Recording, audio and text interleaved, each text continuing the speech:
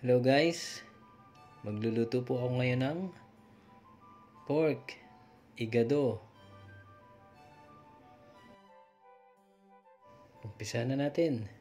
Marinate na natin ang ating pork. Lagyan natin ng toyo. Sunod na natin ang ating oyster sauce.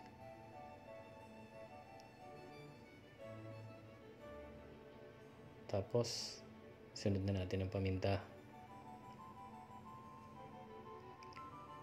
Bigyan na rin natin ng kalamansi. Mga ano to guys, mga 3 piraso. Para kumagat ng konti yung asim niya. Wag lang natin isama yung buto. Yan guys. Tapos, halu-haluin lang natin siya. Ang ginamit ko nga po palang parte ng baboy dito ay kasim. I-marinate natin siya ng 1 oras o kung meron kayong extra time, mas maganda sana overnight.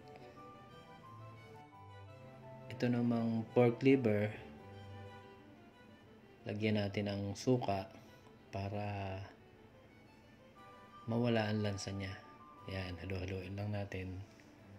Tapos, syempre, gagawin natin dyan, set aside lang natin yan. Ngayon naman, ay magigisa na tayo.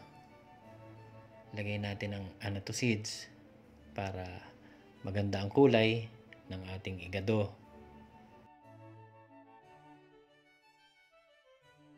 At ngayon, magigisa na tayo ng bawang. Tapos, sunod na natin ang sibuyas. Yan.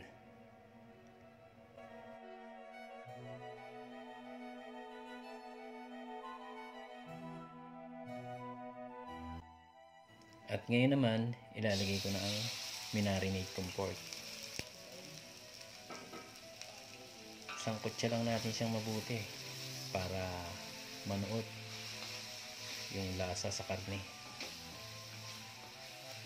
Pagkatapos, yan, takpan muna natin siya.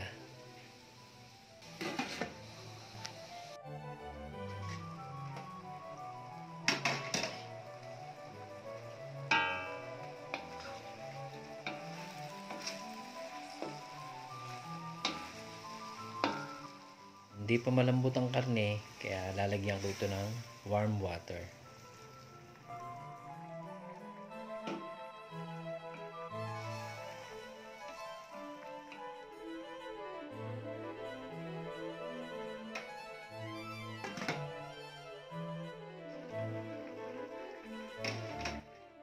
Maglalagay din ako ng bay leaves dito.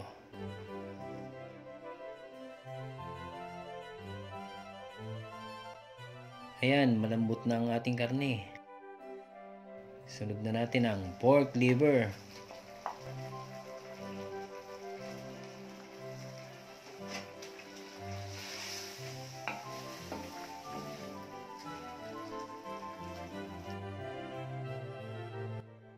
Ngayong malambot na ang ating karne, ilagay na natin ang mga gulay. Unahin natin ang patatas, carrots, bell pepper, at ang ating green peas. Yan.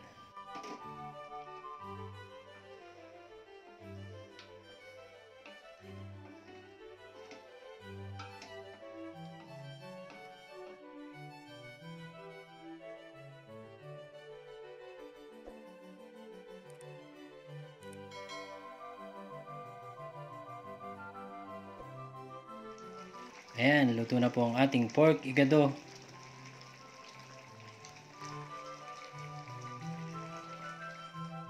Kung hindi ka pa nakasubscribe sa aming channel, please subscribe. Maraming salamat po.